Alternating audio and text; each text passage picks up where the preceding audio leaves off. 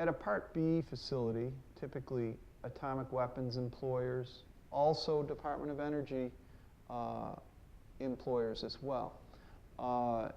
You have Part B, and atomic weapons employers are limited to Part B. So that's an important thing to remember, that in order to receive Part B, you can get Part B at both Department of Energy facilities and at atomic weapons employer facilities. Whereas Part E compensation, which I'll touch on later, is only available at a Department of Energy facility. Now, certain facilities are both Department of Energy facilities and atomic weapons employers. So a worker who worked at a facility while it was an atomic weapons employer and also worked at the same facility while it was a Department of Energy facility does qualify for Part E benefits. And there is not a terribly significant time period necessary to qualify for the Part E benefits. It's just necessary that the worker work at a Department of Energy facility in order to qualify for those benefits. In terms of the benefits available under Part B, once the dose reconstruction is performed and a probability of causation is calculated,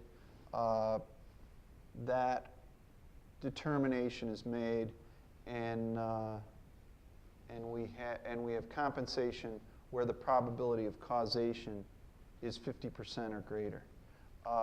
It's important to remember that at a Part B, in a Part B claim, what we're concerned about is whether radiation caused the cancer. And when there are numerous cancers, each primary cancer is treated separately and receives its own probability of causation, such that if you have 2 or 3 skin cancers plus prostate cancer, they perform a probability of causation calculation based on the estimate of radiation exposure for each primary cancer. And so that leads to a discussion of the difference between a primary cancer and a secondary cancer. Secondary cancers are also known as metastatic cancers. So if we have a primary prostate cancer, which spreads to the lung, for example, the cancer in the lung would not be characterized as primary lung cancer. It'd be characterized as secondary lung cancer because, in effect, the cancer in the lung is metastatic prostate cancer, in effect, prostate cancer in the lung. Similarly, or another way to look at this, and another important point that needs to be made, is that skin cancers, basal cell, squamous cell, are all primary cancers. So if you have 2 separate basal cell or squamous cell carcinomas, those are typically primary cancers. So each skin cancer is addressed in the dose reconstruction, and a probability of causation is assigned to each skin cancer.